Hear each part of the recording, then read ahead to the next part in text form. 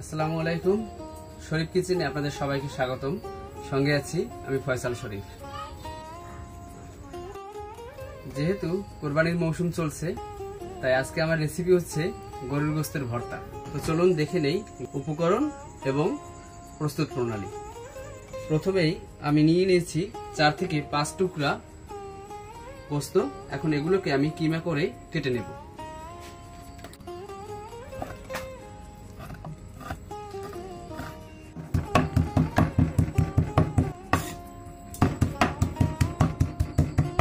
আমার কাটা শেষ।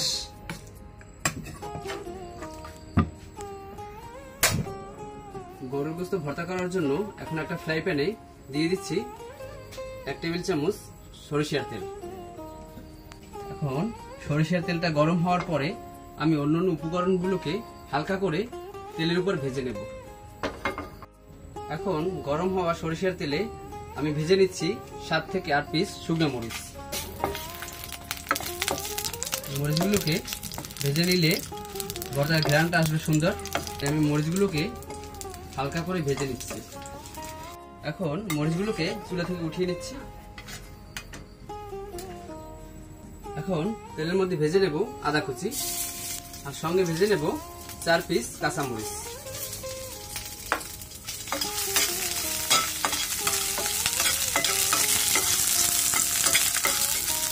এখন আমি এই আদা, কাঁচামরিচ এবং এর ভিতরে দিয়ে দেব পেঁয়াজ কুচি। পেঁয়াজগুলোকেও হালকা বাদামি করে আমি ভেজে নেব। হালকা পেঁয়াজটা ভেজে নিলে আমার মনে হচ্ছে যে ভর্তার স্বাদটা একটু বাড়বে, তাই আমি হালকা করে একটু ভেজে নেব। আরো একটু সামান্য পরিমাণে সরিষার তেল দিয়ে দিচ্ছি। পেঁয়াজের সাথে দিয়ে দিচ্ছি রসুন কুচি। আমার পেঁয়াজ, রসুন, কাঁচামরিচ এবং আদা বাদামি হয়ে আসছে। এখন আমি চুলা থেকে নামিয়ে নেব। এরপরে গোশের সাথেও আমি একটু ভেজে নেব, তাই এখন আমি এগুলোকে চুলা থেকে নামিয়ে নিচ্ছি। এখন একটা ফ্রাই প্যানে গোশটাকে আমি সিদ্ধ করে নেব। দিয়ে দিচ্ছি সামান্য পানি।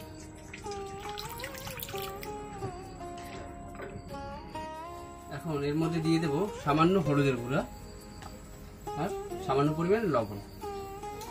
গোশটা যখন একদম পুরো সেদ্ধ হয়ে যাবে তখন আমি এটাকে নামিয়ে নেব। এখন এই হলুদ এবং লবণ মাখানো অবস্থায় আমি ঢাকনা দিয়ে ঢেকে রাখবো।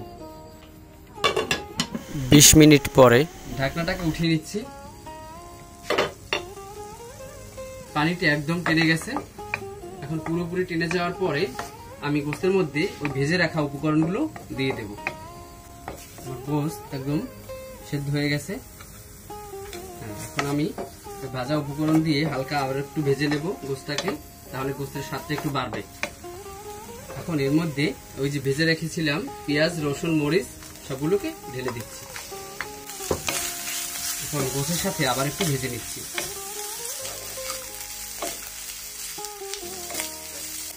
আমার একদম ভাজাভাজি শেষ। আমি চুলা থেকে নামিয়ে নেব।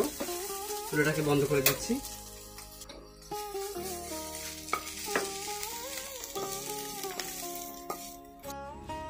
এখন আমি ভাজা গোশতটাকে শিলপাটায় বাটিয়ে নেব। চাইলে আপনারা ব্লেন্ডার করে নিতে পারেন, কিন্তু ব্লেন্ডারের চেয়ে শিলপাটায় বেটে নিলে এর স্বাদ বহুগুণে বেড়ে যাবে। এজন্য এখন আমি শিলপাটায় এগুলোকে বাটিয়ে নিচ্ছি। ভাজা গোশতগুলোকে উপকরণ সহ শিলপাটায় ঢেলে দিচ্ছি।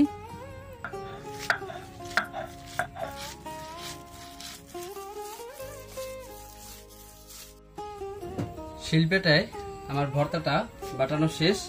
এখন এর মধ্যে আমি দিয়ে দিচ্ছি সামান্য সরিষার তেল। ভালো করে মেখে নেব। দিয়ে দিচ্ছি একটু লেবুর রস। লেবুর রস দিলে স্বাদটা আরো বাড়বে। দিয়ে দিচ্ছি ধনিয়া পাতা কুচি। এখন সবগুলো একসাথে ভালো করে মাখিয়ে নিচ্ছি। লবণ দিয়ে দিচ্ছি। অসাধারণ একটা ঘ্রাণ ছেড়েছে। আমার ভর্তা প্রায় শেষ। আমার গরুর গোশতের ভর্তা সম্পূর্ণ রেডি। এতক্ষণ সঙ্গে থাকার জন্য আপনাদের সকলকে ধন্যবাদ। দেখা হবে পরবর্তীতে নতুন কোনো রেসিপি নিয়ে। সে পর্যন্ত সবাই ভালো থাকুন। ভর্তা করা শেষ, এবারে গরম গরম ভাতের সাথে পরিবেশনের পালা।